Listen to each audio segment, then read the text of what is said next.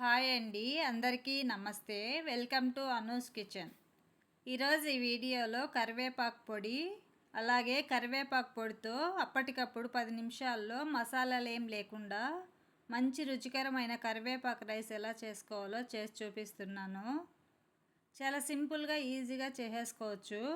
ఇలా ఒకసారి కరివేపాకు పొడి చేసుకొని ఒక బాక్స్లో స్టోర్ చేసి పెట్టుకున్నామంటే వర్కింగ్ ఉమెన్కి మార్నింగ్ పిల్లలకి లంచ్ బాక్స్లోకి తొందరగా చేసి ఇవ్వడానికి, నోటికి ఏదైనా కమ్మగా తినాలి అనిపించినప్పుడు, వంట చేసుకోవడానికి ఎక్కువ టైం లేదు అన్నప్పుడు ఎటువంటి హడావిడి పడకుండా సింపుల్గా 10 నిమిషాల్లో చేసేసుకోవచ్చు.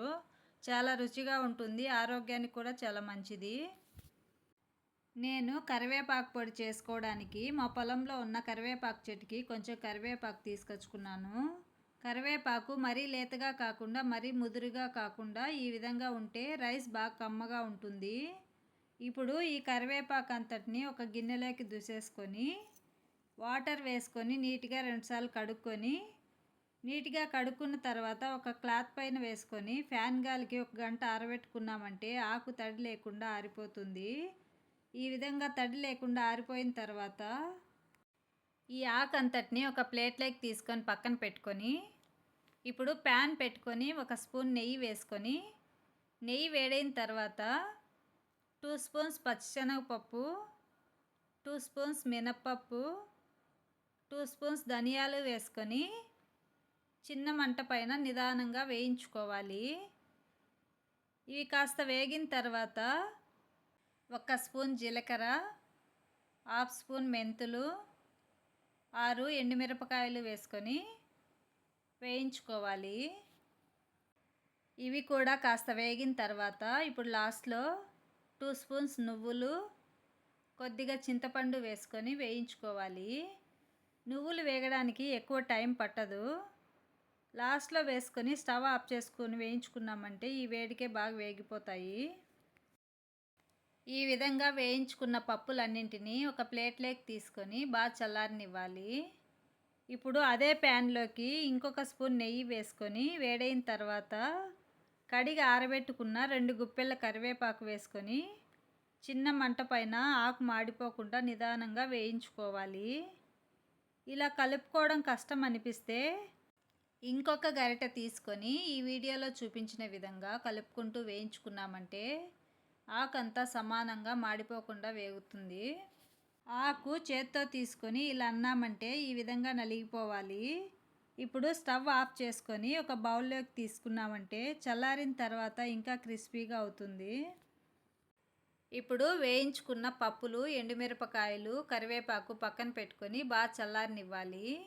వేడిగా ఉన్నప్పుడు మిక్సీ పట్టుకున్నామంటే పొడి ముద్దగా వచ్చేస్తుంది, పొడి పొడిగా రాదు.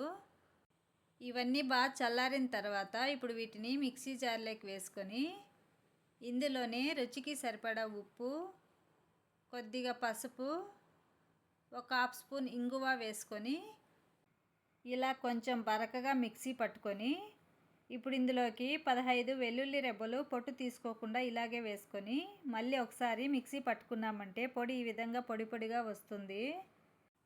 ఇలా మిక్సీ పట్టుకున్న పొడిని ఒక గిన్నెలోకి తీసుకొని కొద్దిగా చల్లారిన తర్వాత ఒక బాక్స్లో వేసి పెట్టుకున్నామంటే మనకు ఎప్పుడు కావాలంటే అప్పుడు సింపుల్గా 10 నిమిషాల్లో కరివేపాకు రైస్ కలిపేసుకోవచ్చు. కరివేపాకు పొడి రెడీ అయిపోయింది. ఇప్పుడు ఈ పొడితో కరివేపాకు రైస్ ఎలా కలుపుకోవాలో చూద్దాము. ఈ కరివేపాకు రైస్ కలుపుకోవడానికి నేను ముందుగా 2 గ్లాసులు రైస్ తీసుకొని నీట్గా కడిగేసుకొని 30 మినిట్స్ నానబెట్టుకున్న తర్వాత రుచికి సరిపడా ఉప్పు, 1 స్పూన్ ఆయిల్ వేసుకొని ఈ విధంగా పొడి పొడిగా చేసుకొని ఒక ప్లేట్లోకి తీసుకొని చల్లారబెట్టుకున్నాను. రైస్ బాగా చల్లారితేనే కలుపుకునేటప్పుడు ముద్దగా అవ్వకుండా పొడి పొడిగా వస్తుంది. ఇప్పుడు రైస్ కలుపుకోవడానికి వీలుగా వెడల్పుగా ఉన్న ఒక గిన్నె పెట్టుకోవాలి. వెడల్పుగా ఉన్న గిన్నె పెట్టుకున్నామంటే కలుపుకోవడానికి ఈజీగా ఉంటుంది. ఇప్పుడు ఇందులోకి 2 స్పూన్స్ ఆయిల్ వేసుకొని ఆయిల్ వేడైన తర్వాత 1/2 స్పూన్ ఆవాలు, 1 స్పూన్ పచ్చిశనగపప్పు, 3 స్పూన్స్ వేరుశనగ పప్పులు, 3 స్పూన్స్ జీడిపప్పు, 1 స్పూన్ మినప్పప్పు వేసుకొని వేయించుకోవాలి. జీడిపప్పు మీ దగ్గర ఉంటే వేసుకోండి, లేదంటే వేసుకోకపోయినా పర్లేదు. వేసుకున్నామంటే అన్నం తినేటప్పుడు పంటికి తగులుతూ రుచిగా ఉంటాయి. ఈ పప్పులన్నీ కొద్దిగా వేగిన తర్వాత 2 ఎండుమిరపకాయలు, 2 రెమ్మలు కరివేపాకు వేసుకొని వీటిని 1 నిమిషం వేయించుకున్న తర్వాత ఇప్పుడు చల్లారబెట్టుకున్న రైస్ అంతటిని వేసుకొని మంట లో ఫ్లేమ్లో పెట్టుకొని పప్పులన్నీ బాగా కలిసేటట్టు కలుపుకోవాలి. ఈ విధంగా బాగా కలిసేటట్టు కలుపుకున్న తర్వాత ఇప్పుడు కరివేపాకు పొడి వేసుకోవాలి. నేను 5 స్పూన్స్ వేసుకుంటున్నాను. ఒకసారి కలుపుకొని సరిపోకపోతే మళ్ళీ కొంచెం వేసుకొని కలుపుకోవచ్చు.